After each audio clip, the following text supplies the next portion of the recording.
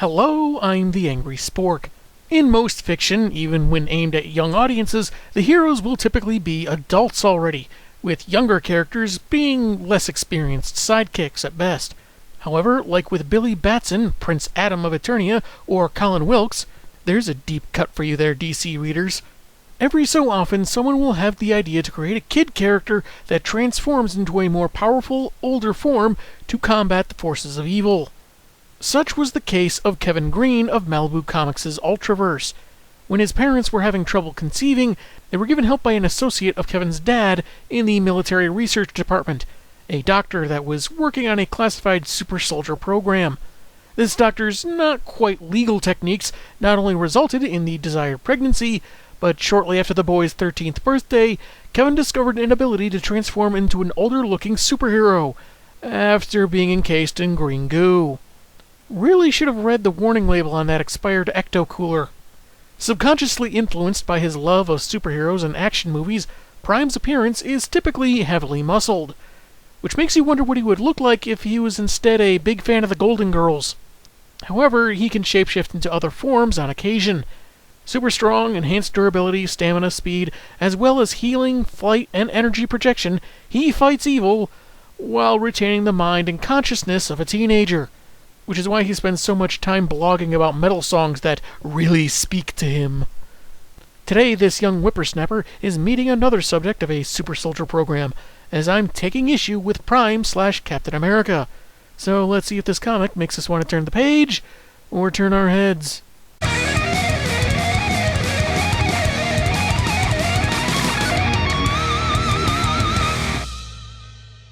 The cover features our heroes charging ahead, or busting through what used to be a wall given the falling debris, all while looking extremely ticked off.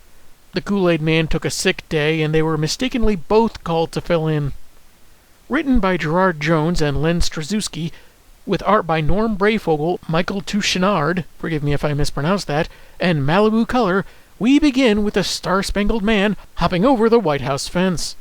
When you punch out Adolf Hitler over 200 times, you don't have to wait in line for the tour. As he drops down, he starts feeling disoriented, briefly seen in this panel on a bright yellow backdrop with different colored flashes and starbursts around him. Ugh, those gamma-irradiated psychedelic mushrooms are kicking in. Why'd I let Tony talk me into eating those?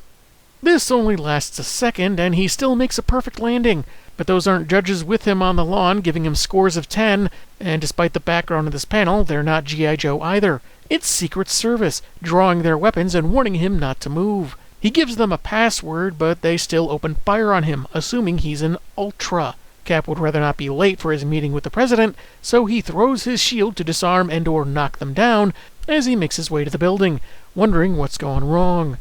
A masked man hopped the fence and attacked Secret Service and is heading into the office of the most powerful man in the country. What's the big deal? He flips his way up the wall through a window that was supposed to be left open for him, to a surprised Prez, modeled after Bill Clinton, since this was printed in 1996. He's Jimmy Carter with a fox attitude.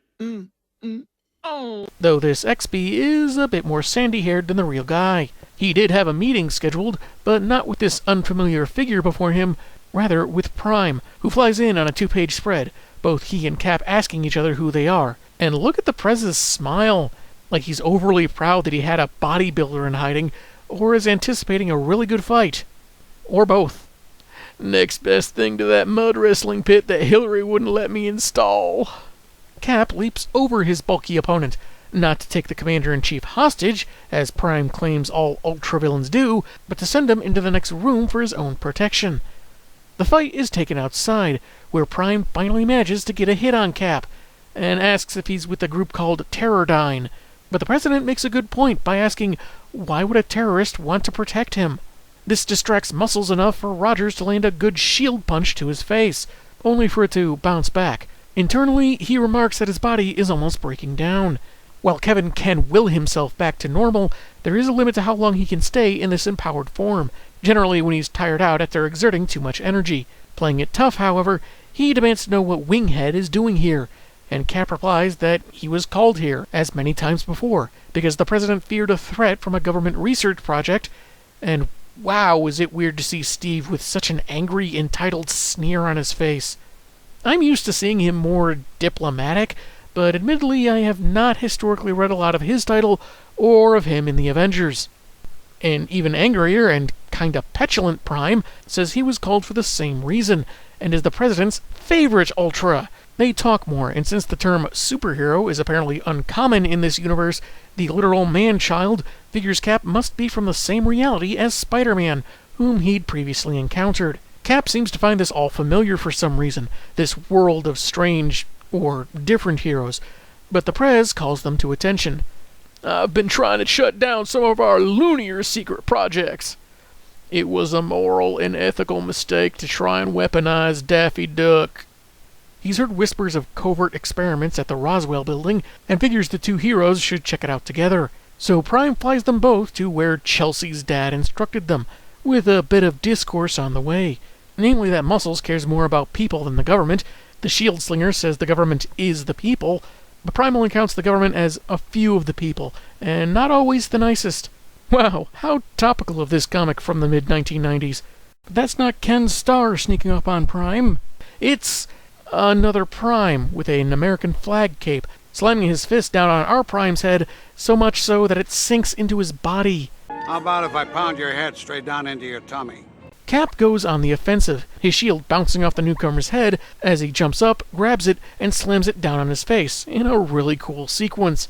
Unfortunately, this 4th of July variant isn't alone, as Rogers takes a kick to the face, and accusations of being a phony patriot from the newest American hero, Liberty, on his debut mission. Because Project Patriotic Boy Band didn't see enough recruits, and this was his backup plan. The ensuing fight is watched by a man named Shote, whose Ultra Development Program is threatened by the President asking Congress to shut it down. His underling at the console, Finkel, had been using probes to find a breach between dimensions after one such phenomena had dropped the Marvel hero Black Knight into the Ultraverse. Shote gained control of that project for 1 week by blackmailing the scientist with a videotape of him with a grad student. Is it weird for blackmail to have that kind of timetable? What exactly is going to stop the gas bag from still holding it over the nerd beyond 7 days? Okay, getting distracted. Shote cranked up the probes and managed to break the dimensional barrier in a day. You know my rep. Show me an opening and I'll penetrate it. Hey, phrase it! Why do you think they call me Shote the Goat? Ha ha ha ha! Because of your penchant for chewing tin cans and shrill, high-pitched braying? However, one of those probes collided with a parallel one from that other universe, opening a portal to a third reality, inhabited by doubles of people from the first 2 realities, some of whom Shote had hoped to recruit over to his world to salvage his project, including a bad boy Prime with a biker aesthetic.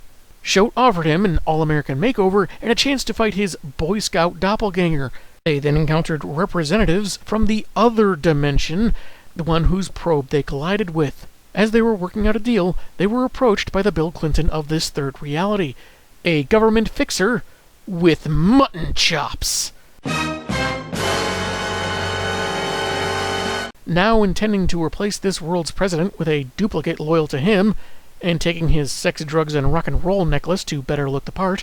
I'm Bill Clinton. I urge you to work for Duke Phillips. That's not Clinton. That's just one of your mechanical hillbilly bears. Yeah, but so far nobody's noticed. Shote finishes his exposition by noting how Bad Bill helped cut a deal with a competing dimension. They get Shote's Ultra Development data, and he gets first use of Bad Prime, after which a coin toss decided which reality got which alternate Clinton. Your luck is incredible. You even won the coin toss. Won? You obviously didn't get a look at evil Hillary. I'm assuming that's meant to insinuate she was more conventionally attractive than regular Hillary, but if that were the case, I would have thought such a woman could have married better than a guy that looks like a 1970s used car salesman desperately trying to look like Elvis Presley. We return to the fight, already in progress, where Liberty professes his patriotism, that he's given his life for his country, and will end Cap and the fake Prime if he has to, and our bulky hero seems to recognize the guy's voice. He was held captive by a Colonel Samuels, and Liberty helped him get away, but this fails to convince the new hero that this Prime is the real one. After our title protagonists are thrown into each other, Bad Prime attempts to break Captain America's neck, only for Liberty to hold him off. Despite what his leader told him, he doesn't think they should kill their opponents until they're more certain of who they are. Just give me 10 minutes to check their LinkedIn profiles. Bad Prime doesn't take kindly to this, grabbing his cohort by the throat and questioning which side he's truly on. He's spared by Prime punching his brutish double in the mouth and flying off with Cap as his body begins dissolving, all while Liberty is screamed at through his comlink that Prime has to pay for what he did to Shote. This brings us to Chapter 2. Yeah, it's one of those comics, where Prime is now little more than vaguely human-shaped green goo. Half man, half flubber, all cop. He closes in on a house in suburban Washington, in the Ultraverse that matters more than you think. It's never a good sign when the comic stops to give itself a motivational pep talk. Rogers begins regaining consciousness, seeing something big and green, and since he had just likened an attack to one by the Hulk, he reflexively strikes with his shield, dispersing Prime's body even further. I warned you all that sooner or later, Gak was going to start assimilating people, but you didn't believe me! I guess they landed just as he attacked, and busting through a fence no less, because on the very next page they're on the ground and Kevin is emerging from the goop. Naked. Seemed like they were still flying in the previous page, but whatever. Awkward transition, what are you gonna do? The kid explains to the surprised hero that he grows his Prime bodies until they go bad and, well, it's kind of a mess. The same is likely to happen to the other Prime, but when is uncertain. The bodies can last days, but the way he was using energy, it could be much sooner. So Kevin heads inside to clean up and asks Cap to toss his expired Super Jello into the disposal. And this expression on his face is totally understandable, even with the offer of cold sodas inside. Unless Kevin's talking about Cranberry Sierra Mist, it doesn't sound like very adequate payment to me. Meanwhile, Shote has the president tied up in the Oval Office, where he's arranged for a presidential address with his bad bill in place. In a few hours, he'll announce to the media Shote's appointment to the Secretary of Ultra Affairs, and when the fake's term is complete, he'll be sent home with gold from the Treasury. Bad Prime is eager to meet a woman named Fade, likely hoping to get lucky, but Shote tells him to wait until their boy tracks down the do-gooders. And that's when Liberty walks in with some questions. Where do babies come from? I'm open to the idea that calling the black character boy wasn't necessarily an intentionally racist remark. In this context, it could easily be a term for any of their operatives, even affectionate to a degree. But Shote's already been clearly defined as a grade-A sleazeball, so it's not like it'd be a stretch for him to be a prejudiced nozzle, too.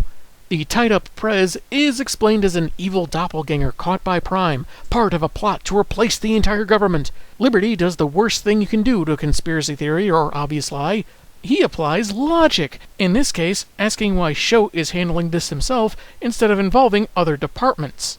So All-American Prime smacks him away, chiding Liberty for not being able to handle his new role, that heroism is in the eye of the beholder, and in the end, you have to look out for yourself.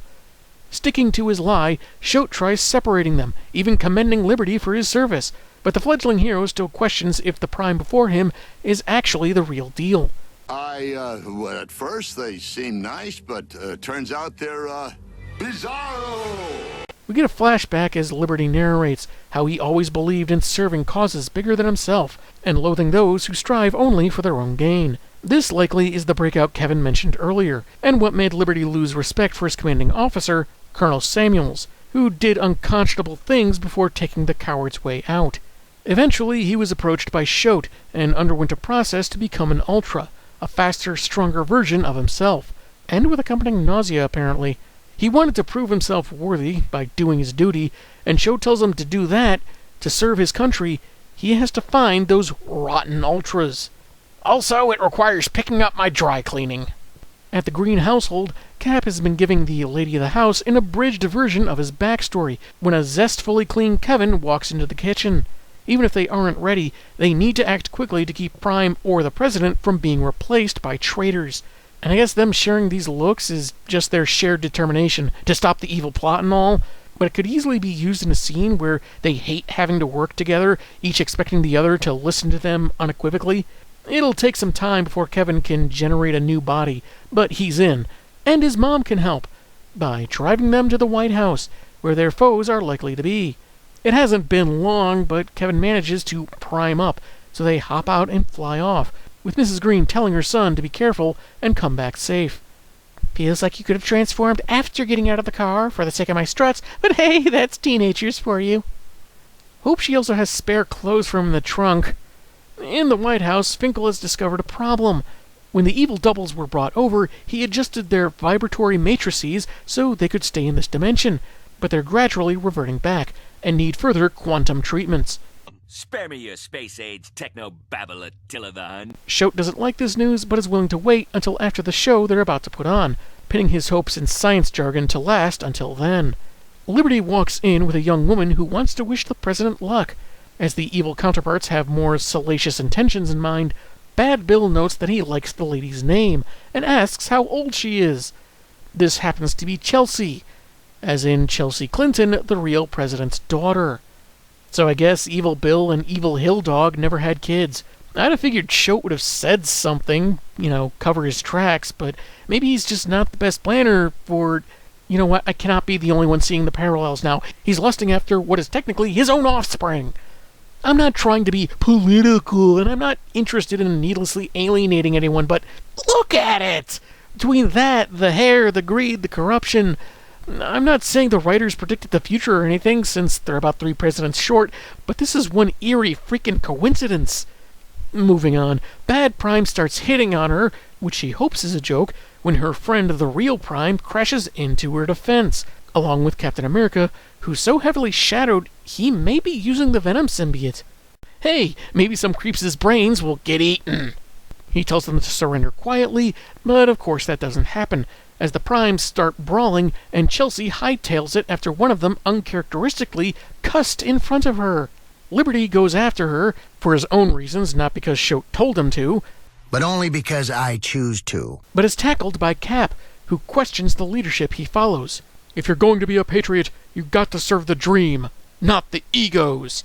Liberty, who thinks Chelsea can give him some answers, retorts, "What about your ego? You pose as the perfect patriot. And what about that dream where I'm in my apartment, then I go outside, but outside turns into a men's room, and I really, really have to go, and the men's room is also a bookstore with people walking around? Do I serve that dream too?"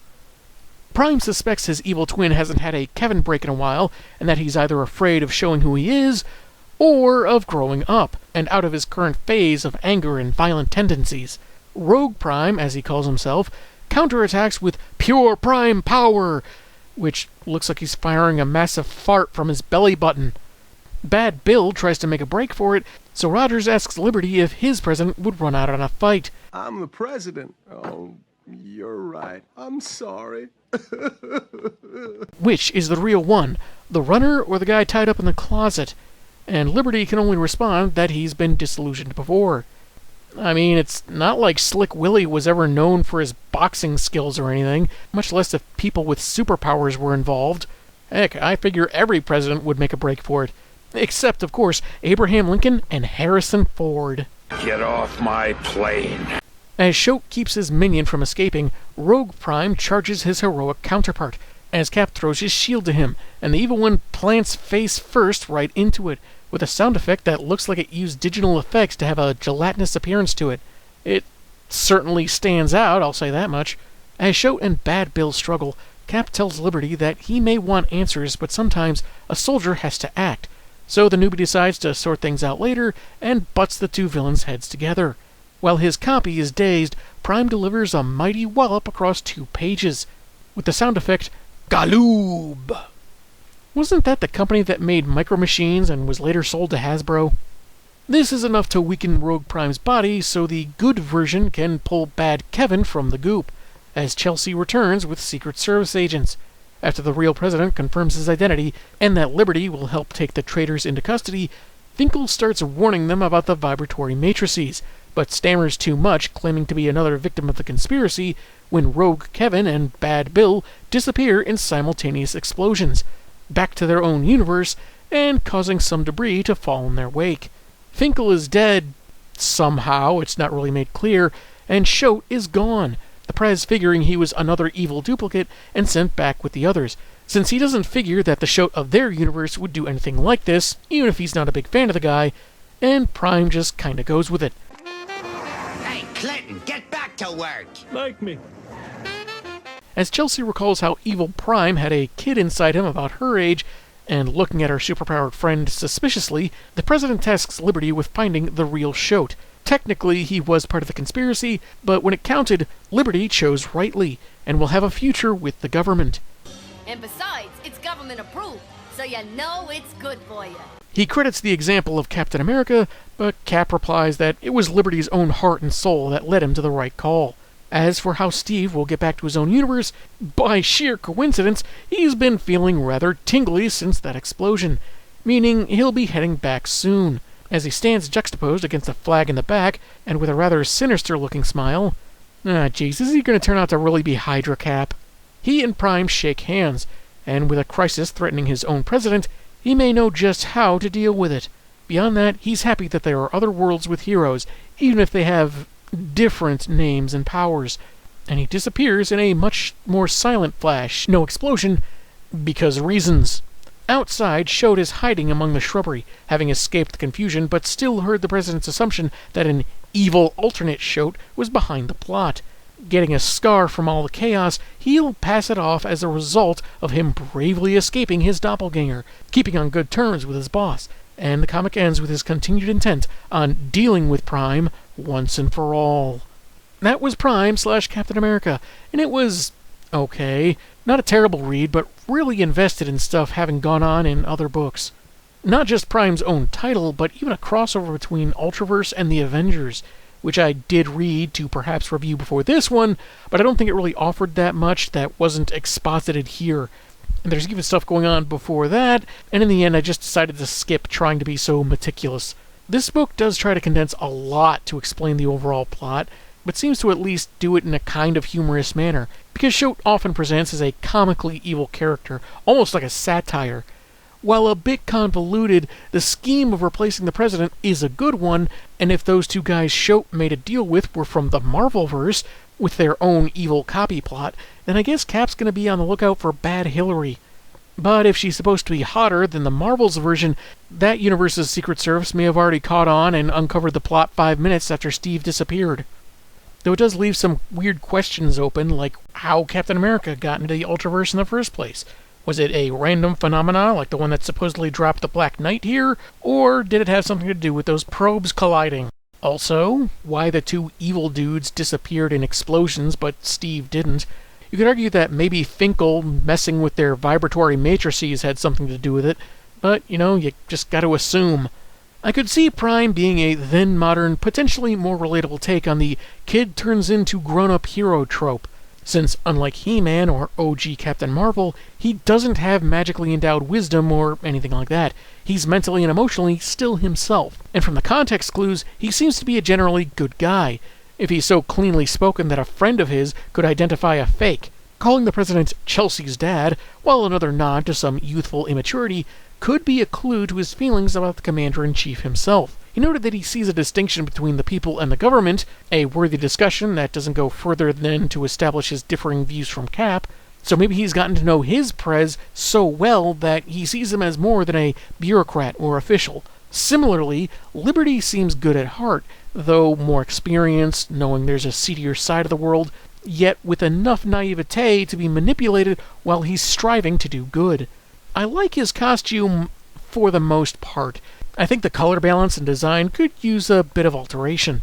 Leave the gold stars and eagle on his chest, those look awesome, but perhaps make his sleeves blue like the rest of his torso, keep the star pattern, maybe even how it goes along his back, cut off the gold stripes at the waist, and have his leggings split, blue on the inside, red on the outside. Because as a comic reviewer that wears the same thing every day, I am at the height of fashion. I also gotta wonder, if Kevin's transformations always end up destroying whatever he's wearing, since he ends up Starkers when his prime body expires, he must have to get a new wardrobe like every frickin' week. Unless he doesn't mind shopping at Goodwill or the like, that's gotta be expensive. He's basically inside that metamorphic goo, so I wonder if with enough concentration, he could control it in a way that when he unprimes or whatever, he remains fully clothed, so not creating awkward moments for anyone he's with. The art was mostly fine, didn't notice a lot of errors in that regard, but some of Captain America's expressions seemed rather hyperbolic or out of character. Though again, I've never followed his books closely. There was that odd choice of that one digitally colored sound effect, I guess because that was pretty new at the time, and the President and his double didn't always quite look like the guy they're parodying. Sometimes, yeah, definitely a resemblance. Other times, he looks a lot more like someone else, you know who I'm talking about. I mean, that hair color was definitely a choice, so if not a wacky coincidence, I wonder if it was meant to parody two public figures at once. While it kind of brings up certain topical issues, it doesn't delve too deeply into them. There's something of an arc for one character choosing ethics over blind loyalty, which is nice, and despite how things played out, there's an element of satire that I think keeps it from siding with or lambasting any single ideology. Not a terrible read, not without its charm or fun moments, but I overall felt fairly whelmed by it. Though again, it seems to be continuing threads from other comics, which I haven't read. I'm the Angry Spork, and man, have I got issues.